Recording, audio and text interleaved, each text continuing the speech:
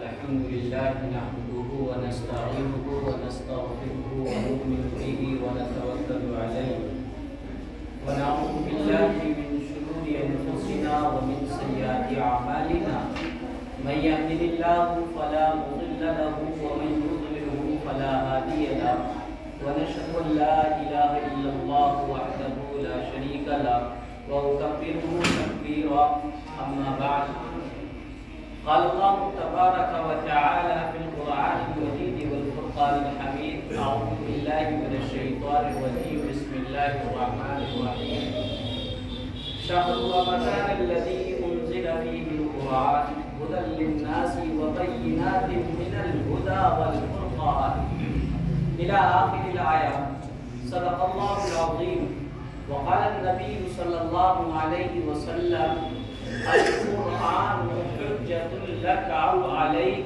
أو كما قال عليه الصلاة والسلام. میرے محترم دوستوں اور دینی ایمانی بھائیوں، آج کا یہ مل بیٹھ کر بیٹھنا اور یہ مجلس دنیا کی تمام مجلسوں میں، دنیا کی تمام میٹنگوں میں زیادہ عظمت اور فضیلت والی، اور اس کی فضیلت اور عظمت جو بڑی ہے وہ اس لیے بڑی ہے کہ اس محفل کی اور اس مجلس کی جو نسبت ہے وہ بہت بڑی ہے، اور اس محفل کی اور اس مجلس کی جو نسبت ہے وہ اللہ کا کلام ہے، قرآن کریم ہے. کیونکہ قرآن کریم آج اس جو محلہ رسول آباد کی مسجد اعظم میں جو مکتب چل رہا ہے، اس میں ایک بچے نے حفظ قرآن مکمل کیا ہے. اسی مناسبت سے اظہار خوشی کے لیے اللہ رب العزت کی بارگاہ میں شکر کے طور پر اللہ کی ہدایات کو، اللہ کے احکام کو سن کر اس پر عمل کرنے کا عزم اور ارادہ کر کے شکر کرنے کی ایک شکل ہے. تو یہ محفل اور یہ مجلس دنیا کی تمام محفلوں اور مجلسوں سے زیادہ عظمت اور فضیلت والی ہے، کیونکہ اس کی نسبت قرآن سے جڑی ہے. اور جو قرآن سے جڑ گیا اللہ تعالیٰ نے اس کو چمکایا ہے. اور کیسے چمکایا ہے کہ قرآن جس امت کو ملا اس امت کو افضل امت بتا دیا. جس نبی پر قرآن اترا اس نبی کو افضل الانبیاء اور امام الانبیاء بنا دیا. جس رات میں قرآن کریم ان کا نزول ہوا اس رات کو افضل اللیل بنا دیا، فضیلتوں والی رات، شب قدر کی رات ہے. جس مہینے میں قرآن کریم نازل ہوا اس مہینے کو بھی اللہ نے چمکا دیا اور اس مہینے کو تمام مہینوں پر فوقیت عطا کر دی. تو ازل سے پیارے آقا حضرت محمد صلی اللہ علیہ وسلم کو دنیا سے گئے ہوئے تقریباً 1436 یا 34 سال ہو چکے، اور دنیا میں پیارے آقا حضرت محمد صلی اللہ علیہ وسلم کو آئے ہوئے 1496 سال تقریباً ہو گئے، یعنی 15 صدیاں ہو گئے. جب سے ہی یہ اللہ کا اصول چل رہا ہے، جن قوموں نے، جن علاقے کے لوگوں نے اللہ کے قرآن سے اپنا رشتہ اور ناطہ جوڑا ہے اللہ نے ان کو چمکایا ہے. اور جنہوں نے اپنا تعلق اور رشتہ اللہ کی کتاب قرآن کریم سے توڑا ہے تو اللہ تبارک و تعالی نے ان کو ذلیل و خوار کیا ہے. یہی وجہ ہے کہ علامہ اقبال بڑے مشہور شاعر ہیں، اسلامی شاعر ہیں. ان کے شعروں میں بہت زیادہ مضامین اور بہت زیادہ مفہوم ہوتے ہیں.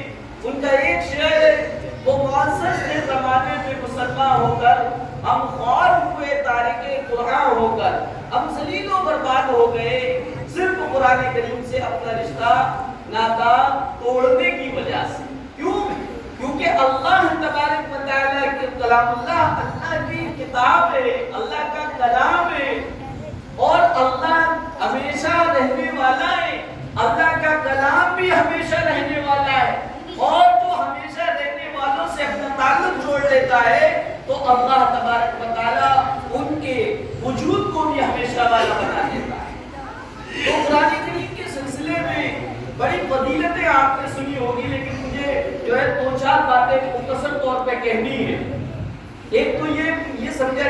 یہ مہینہ کون سا چل رہا ہے؟ شعبان المعظم کا مہینہ چل رہا ہے، ایک شعبان ہو گیا۔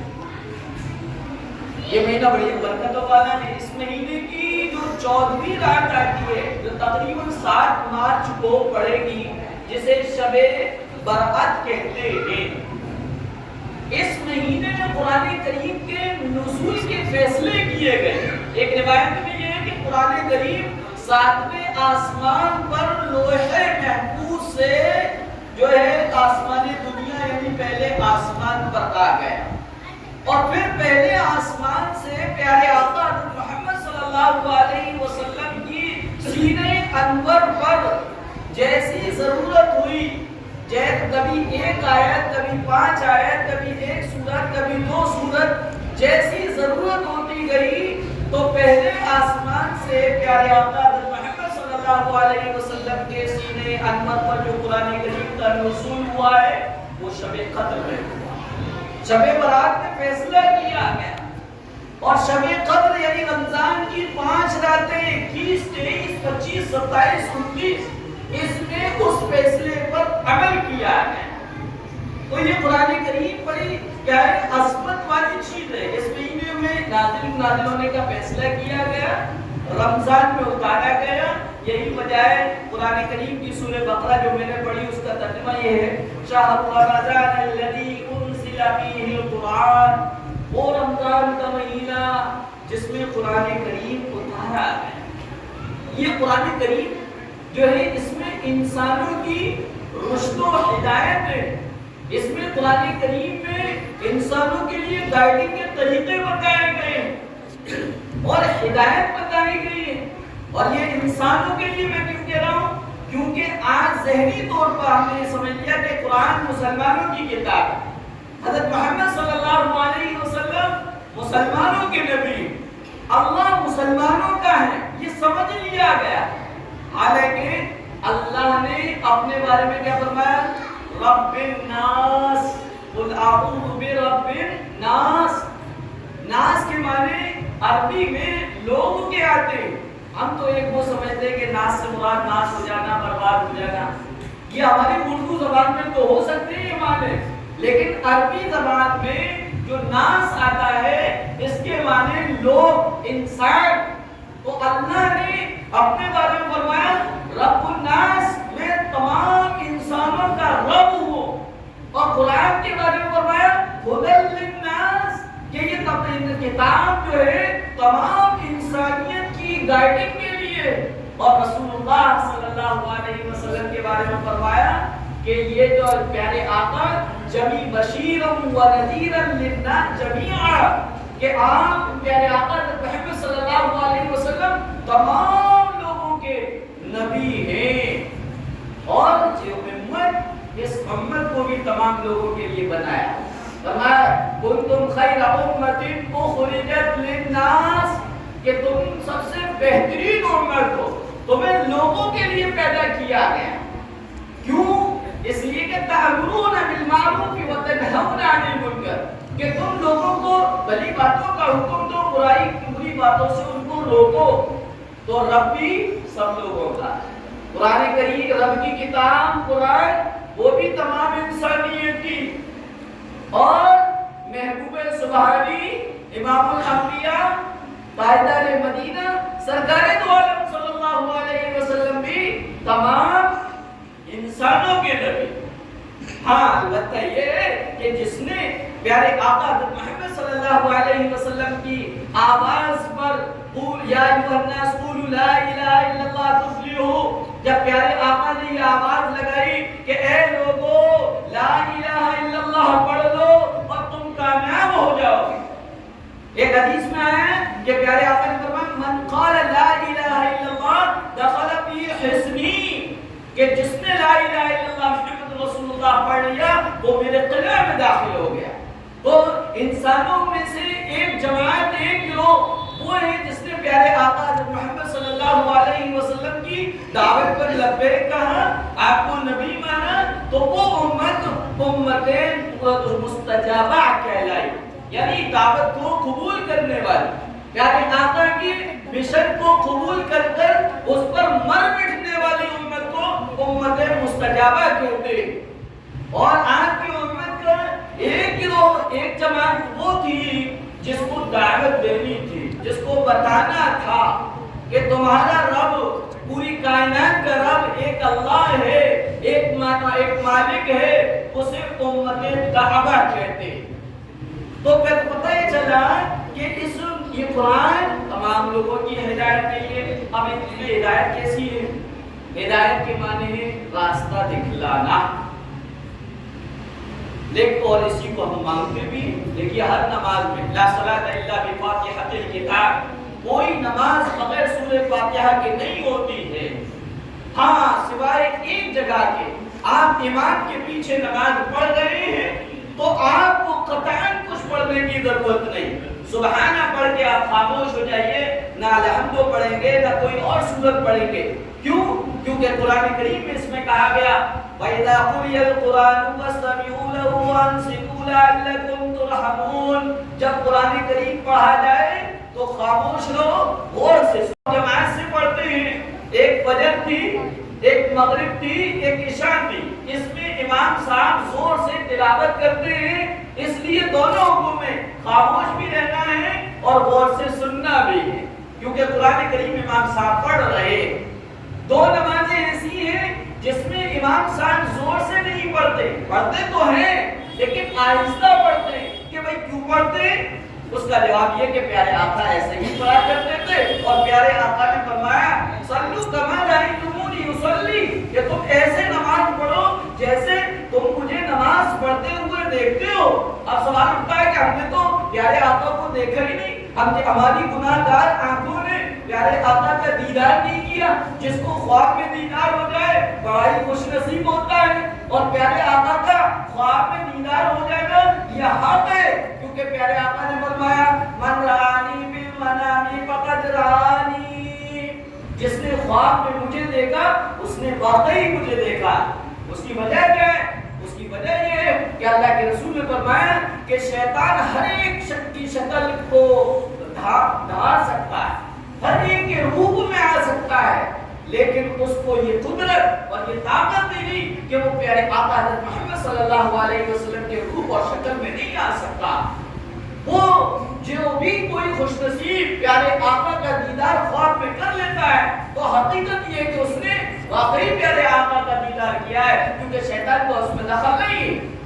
تو جواب اس کا یہ ہے کہ پیارے آقا کو دیکھا نہیں، لیکن پیارے آقا کو جن لوگوں نے دیکھا پھر ان کو دوسرے لوگوں نے دیکھا، ان کو اس طریقے سے دیکھا، اور پیارے آقا کی نماز کو صحابہ نے محفوظ کیا، اور صحابہ سے لے کر تابعین نے محفوظ کیا، تابعین سے لے کر تبع تابعین نے اس کو محفوظ کیا، پھر بزرگان دین نے محفوظ کیا، پھر اولیاء اکرام نے محفوظ کیا، پھر محدثین نے، پھر علماء نے، مفسرین نے پیارے آقا کی نماز کو محفوظ کیا۔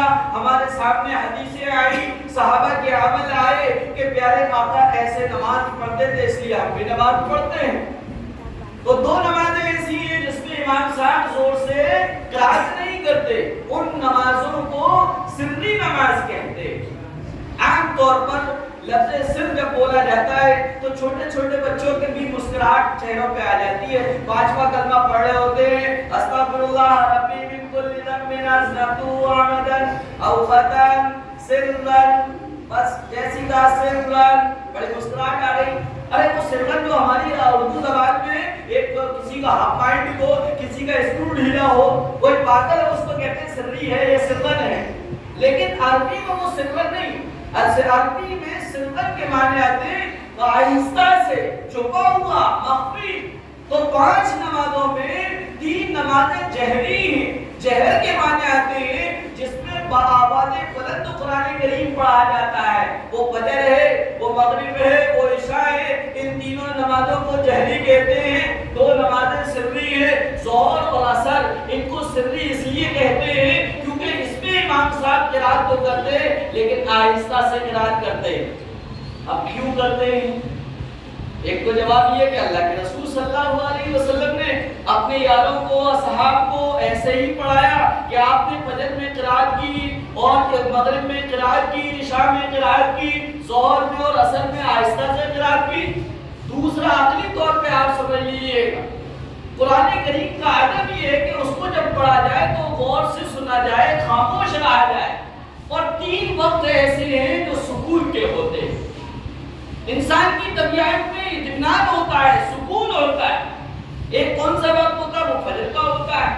وہ اٹھتا ہے، تھکان اس کی اٹھ چکی ہوتی ہے، وہ چاہتا ہے کہ سنے، اس کی طبیعت چاہتی ہے سننے کی، اس لیے فجر میں سننے کو زور سے پڑھنے کے لیے حکم دیا گیا. ظہر میں کام دھندوں میں اتنے پھنسے ہوئے ہوتے ہیں، شور شرابہ ہنگامہ بہت زیادہ ہوتا ہے. کہیں ایسا نہ ہو کہ اللہ کا کلام امام صاحب پڑھے اور نمازی صاحب اور مقتدی صاحب محلے میں ہونے والی ہے، آس پاس میں ہونے والی آوازوں میں گم ہو جائے اور قرآن کریم پڑھا جاتا رہے اور ان کی توجہ اس قرآن کریم کی طرف نہ ہو. اس لیے فرمایا کہ ظہر میں آہستہ پڑھنا ہے، عصر میں بھی آہستہ آہستہ پڑھنا ہے، کیونکہ عصر جو ہے تمام کاموں کو نپٹانے کا وقت ہوتا ہے، وہ بھی بہت مصروفیت کا ہوتا ہے، بزی ہونے کا وقت ہوتا ہے.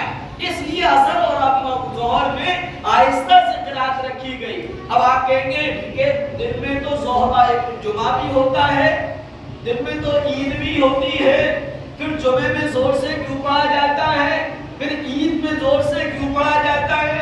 تو جواب یہ ہے کہ جمعہ اور عید میں مائنڈ ایمان والوں کا پہلے بن چکا ہوتا ہے، دینی مزاج پہلے سے بن چکا ہوتا ہے. بھائی سب کام چھوڑنا ہے، عید کی نماز کے لیے چلنا ہے.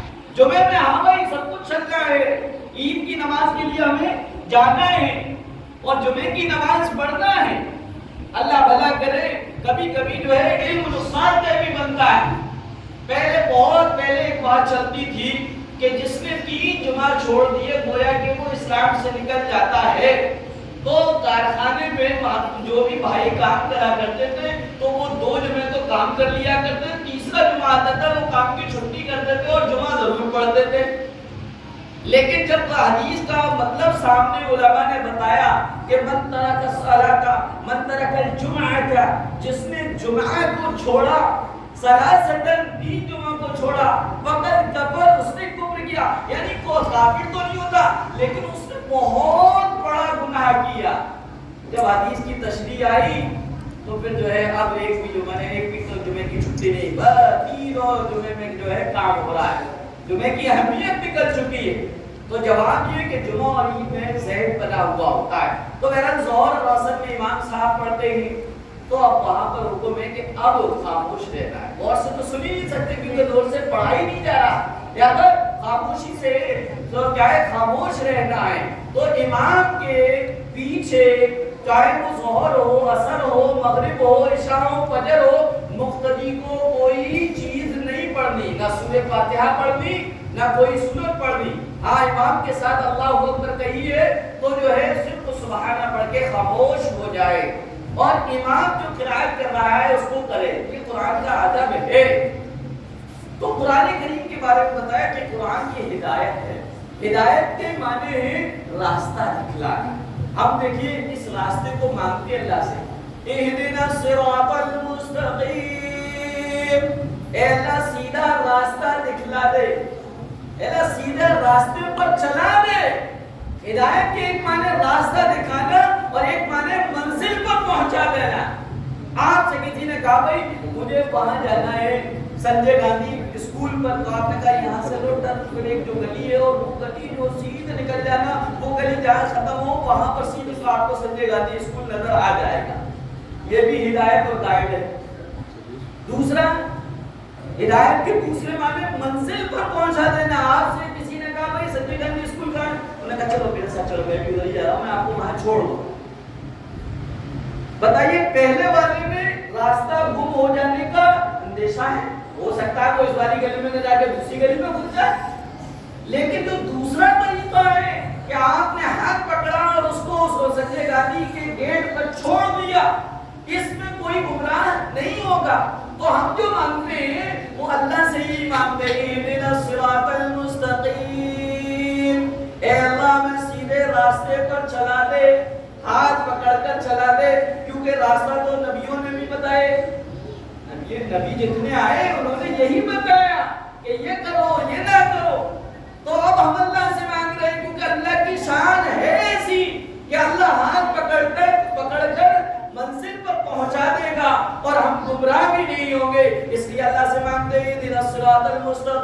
پھر آگے کہا صراط الذین انعمت علیہم. لوگ کہتے ہیں بزرگوں کو نہیں مانتے. میں کہتا ہوں کہ ہم سے زیادہ بزرگوں کو کوئی نہیں مانتا. ہم مانتے بھی ہیں اور ان کو بھی مانتے اور ان کی بھی مانتے. کیوں؟ آگے ایک لفظ ہے صراط الذین انعمت علیہم. ان لوگوں کا راستہ دکھلا دے جن پر تو نے انعام کیا. اب انعام اللہ نے کن پر کیا؟ قد انعم اللہ. دوسری جگہ فرمایا اللہ نے قد انعم اللہ من النبیین والصدیقین والشہداء والصالحین. کہ اللہ نے انعام کیا ہے نبیوں کی جماعت پر, نبیوں پر, صدیقین کی جماعت پر, شہداء پر, صالحین پر. جو ہے نبیوں سے آگے ہم نے مانگا کون سا راستہ؟ صراط الذین انعمت علیہم. اے اللہ ان لوگوں کا راستہ جن پر تیرا انعام ہوا. اور اللہ کا انعام سب سے پہلے کن پہ ہوا؟ نبیوں کی جماعت پر ہوا. اور نبیوں کو ہم مانتے ہیں, لہذا سب سے پہلے نبی حضرت آدم اور سب سے آخر میں ہمارے پیارے آقا حضرت محمد صلی اللہ علیہ وسلم ہیں, جنہوں نے فرمایا انا سید ولد آدم یوم القیامہ انا خاتم النبیین لا نبی بعدی. میں آخری نبی ہوں, میرے بعد کوئی نبی نہیں. لہذا صراط الذین انعمت علیہم سے کون نکل گئے؟ غلام احمد قادیانی کے ماننے والے, مرزا شکیل جو ہے شکیلیت فتنہ ہوا ہے, وہ لوگ نکل گئے. کیونکہ وہ نبیوں کو نہیں مانتے بلکہ پیارے آقا کے بعد بھی جب وہ نبی ہونے کے امکان کے پر وہ بولتے ہیں اور یقین رکھتے ہیں. صدیقین سے کون نکلے؟ صدیقین کہتے ہیں سچ بولنے والے صحابہ اکرام تھے. ان سے کون نکل گئے؟ شیعہ نکل گئے. کیونکہ جو کہتے ہیں پنجتن پاک بات دادی کے سب نام ہے, نعوذ باللہ, ان کا یہ عقیدہ ہے. حضرت فاطمہ, حضرت علی, حضرت حسن, حضرت حسین, پیارے آقا حضرت محمد صلی اللہ علیہ وسلم. آپ نے پنجتن کو سنا ہوگا, پنجتن پاک کو کہتے ہیں. یہ تو پیارے آقا کے تمام صحابہ پر ایمان نہیں رکھتے, نعوذ باللہ, ان کو برا بھلا کہتے ہیں. اور پیارے آقا نے فرمایا سابق النجوم وبأيهم اقتديتم اهتديتم. میرے صحابہ ستاروں کے مانند ہیں, اس میں سے جن کی تم اقتدا کرو گے کامیاب ہو جاؤ گے. ایک حدیث میں فرمایا لا تسبوا اصحابی, میرے صحابہ کو برا بھلا مت کہو. تو کون نکل گیا؟ صدیقین سے شیعہ نکل گئے. اور اس کے بعد فرمایا والشہداء, شہیدوں سے کون نکل گئے؟ وہ نکل گئے. غیر مقلد نکل گئے. صالحین نے وہ نکل گئے جو کیا ہے اپنی آپ کو مجتہد بنتے ہیں اور بزرگان دین کو نہیں مانتے. تو بہرحال ہدایت کی معنی راستہ دکھلانا, یہ ہدایت معنی. اب ہدایت دو طرح کی ہوتی ہے, ایک ہدایت علمی ہوتی ہے, ایک ہدایت عملی ہوتی ہے. ہدایت علمی کیا ہے کہ مجھے یہ معلوم ہو جائے یہ صحیح ہے, یہ غلط, یہ جائز ہے, یہ ناجائز, یہ پیارے آقا کی سنت ہے, یہ سنت نہیں ہے, یہ رسم ہے, پیارے آقا کا طریقہ یہ ہے, یہ کالا ہے, یہ سفید ہے.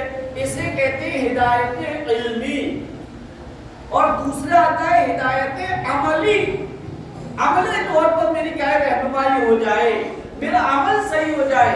ہدایت عملی میں دو طرح کی ہدایت ہے. ایک تو انفرادی ہدایت کہ مجھے کیا کرنا چاہیے, کیا نہیں کرنا چاہیے, مجھے کیسا بولنا چاہیے, کیسا نہیں بولنا چاہیے, یہ ہدایت عملی انفرادی کی کیفیت ہے. اور تیسری جو ہے ہدایت عملی اور اجتماعی, یہ اس میں کمی ہوتا ہے. یہ قرآن کریم میں اسی کی طرف رہنمائی کی گئی ہے کہ آپ کو علم ہے کسی چیز کا کہ یہ صحیح ہے, یہ غلط ہے, تو آپ کو ہدایت علمی ملا ہوا ہے. اب اس کے بعد دوسرا اسٹیپ آتا ہے کہ ہدایت عملی.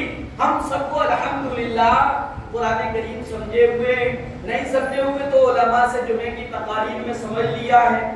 ہم نے قرآن کریم سے یہ جانا کہ نماز ضروری ہے, ہم نے قرآن کریم سے یہ جانا کہ روزہ ضروری ہے, ہم نے قرآن کریم سے یہ جانا کہ سچ بولنا ضروری ہے, ہم نے قرآن و حدیث سے یہ جانا کہ وعدہ کر کے پورا کرنا ضروری ہے, ہم نے قرآن و حدیث سے یہ جانا کہ سود اور بیاج حرام ہے, ہم نے قرآن و حدیث سے یہ جانا کہ زنا حرام ہے, ہم نے قرآن و حدیث سے یہ جانا کہ غیبت حرام ہے. یہ سب ہم نے جانا ہے. ہدایت علمی تو ہمارے پاس ہے الحمدللہ. علم میں بہت آگے, اس میں کوئی دو رائے. پہلے علم تو کیا ہے نہیں تھا, عمل بہت تھا. لیکن آج تو عمل جتنا ہے وہ علم جتنا ہے, عمل میں دن بدن کوتاہیاں آ رہی ہیں. ہم میں سے اور ایک کا بچپنا گزرا ہوگا, سب دیکھے وہ منظر کہ اگر مسجد میں آتے تھے تو چپل یوں لے کے بالکل نیچے نیچے لے کے چلتے تھے. کسی کی مجال نہیں تھی کہ چھوٹا ہو بڑا ہو جوان ہو کہ وہ چپلوں کو یوں اٹھا کے وہ آ جائے. سب یہ ہے اتنا عدل تھا. آج حال کیا ہے, چپل کو یوں اٹھاتے ہیں حاجی صاحب مولوی صاحب اور یوں رکھتے ہیں, اور نماز کے بعد یوں پڑھاتے پڑا آواز ہوتی ہے, نماز پڑھنے والے کی نماز میں کہ ہمیں خلل بھی آ جاتا ہے. قرآن کریم کا کیا کرتا ہے, لوگ قرآن کریم کو اٹھاتے تھے تو ایک دم سے اس کو چھاپتے تھے, سینے سے لگاتے تھے, چومتے تھے. یہ قرآن کریم کا ادب تھا. آج قرآن کریم کو اٹھایا اور یوں پارے کو رکھ دیا, نہ سینے سے لگایا. حالانکہ یہ قرآن کریم, اس کا چھونا عبادت, اس کا دیکھنا عبادت, اس کا چومنا عبادت, سب عبادت ہے. لیکن جو میں کہہ رہا ہوں کہ علمی اعتبار سے زیادتی ہوئی تو عملی اعتبار سے کوتاہی آ گئی. لہذا عملی ہدایت کی ضرورت ہے. قرآن کریم میں اسی کو بتایا گیا کہ عملی ہدایت پہ ہر ضروری ہے. آج الحمدللہ حافظ قرآن جو ہوئے ماشاءاللہ حفظ آ گیا. اب اس حفظ کے کیا تقاضے, کیسے ہمیں رہنا ہے. اب تک حافظ آپ یہ بچے تھے, نہ سمجھے کہلاتے تھے, لیکن اب ان کے آگے حافظ کا ٹیگ لگ گیا. ان کو اللہ کا نام حفیظ اللہ کا نام ہے, اس حفیظ سے نکلا ہے حافظ, اللہ نے اپنا نام دے دیا ہے. لہذا ان کو سنبھل کر چلنا ہے. اب ان کا بولنے پر بھی نظر ہوگی, ان کے کرنے پر بھی ہمارا نظر ہوگی, اور ان کے چلنے پر لوگوں کی ہمارا کیا نظر ہوگی. یہ قوم کے لیے, یہ رشتہ داروں والوں کے لیے, یہ اپنوں کے لیے, یہ محلے والوں کے لیے کیا ایک نمونہ بنے, نمونہ بنے. اگر یہ پھسلے تو نہ جانے کتنے لوگ پھسل جائیں. اگر یہ پھسلے اور لوگ کہیں گے ارے ایسے حافظ ہوتے تو ایسے حافظ سے بہتر ہے کہ اپنے بچوں کو حافظ ہی نہ بنایا جائے.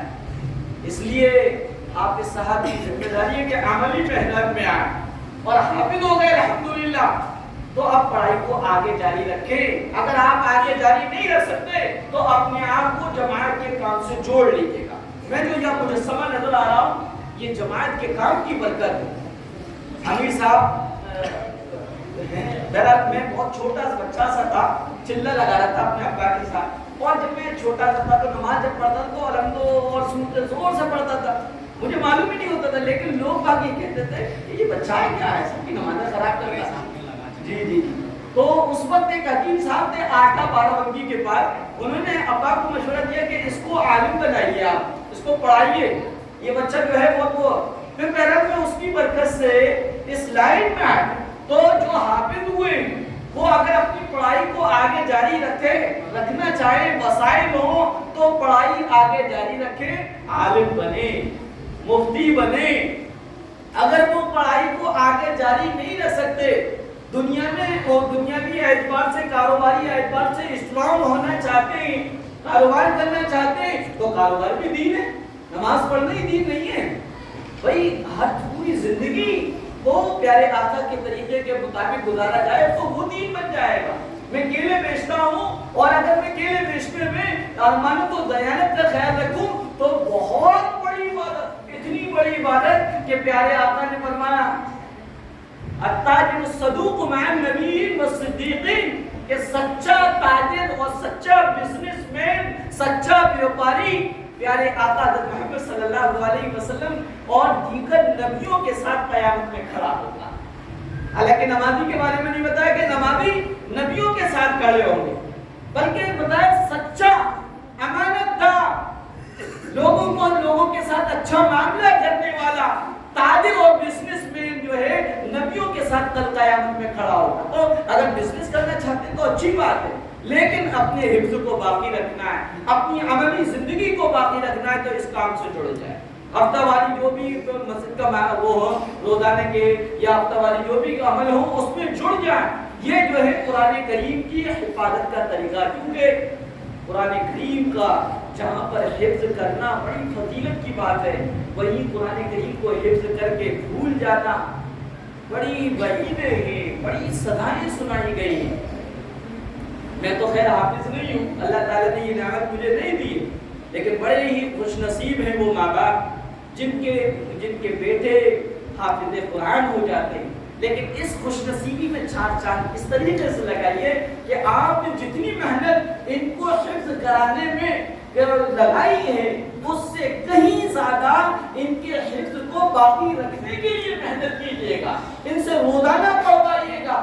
ارے بھائی قرآن کریم کے پڑھنے سے برکت آتی ہے، ہم سب کا یقین ہے، ایمان ہے، اور یہی وجہ ہے کہ ایمان اور یقین ہے جبھی تو ہم مولانا کے پاس آتے ہیں کہ قرآن خوانی میں بچوں کو لے جاتے ہیں، دکان میں مکان میں قرآن خوانی کراتے ہیں تاکہ برکت آ جائے۔ اب اللہ نے پورا حافظ قرآن دے دیا ہے تو ان کی ذمہ داری ہے بھائی دیکھو گھر میں تم کوئی کام نہ کرو، نماز پڑھو فجر کی، آ کے 2 پارے تلاوت کرو، ایک ہو سکے تو 5 کمرے تو ایک کمرے میں جا کے قرآن کریم کے ایک پارہ پڑھو۔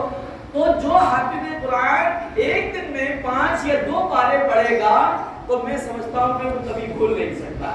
تو قرآن کریم کو جو ہے اللہ تعالیٰ نے دیا ہے، بڑی خوش نصیبی کی بات ہے، لیکن نعمت کا مل جانا آسان ہوا کرتا ہے، نعمت کی حفاظت اس سے کہیں زیادہ مشکل ہوتی ہے۔ اللہ تعالیٰ ہم سب کو اللہ کی عطا کردہ کوئی بھی نعمت ہو، چاہے صحت ہو، چاہے مال ہو، چاہے دولت ہو، یہ صرف قرآن کے لیے نہیں، قرآن تو ہے ہی نعمتوں میں افضل ترین نعمت، لیکن اس کے علاوہ مجھے آپ کو صحت کی نعمت ملی ہے، مجھے آپ کو فرصت کی نعمت ملی ہے، مجھے آپ کو جوانی کی نعمت ملی ہوئی ہے، مجھے آپ کو زندگی کی نعمت ملی ہوئی ہے، ان کی قدر کیجئے گا، ان کو باقی رکھیے گا، نہیں رکھیں گے تو ان کے بارے میں حساب و کتاب ہوگا اور ان نعمتوں کے چلے جانے کے بعد افسوس ہوگا، کیونکہ ان نعمتوں کی قدر آتی ہی جب ہے۔ کوئی بیمار ہو جائے اس سے جا کے پوچھا جائے کہ صحت کی قدر و قیمت کیا ہے، کوئی جو ہے بوڑھا ہو جائے اس سے پوچھا جائے جوانی کی قدر و قیمت کیا ہے۔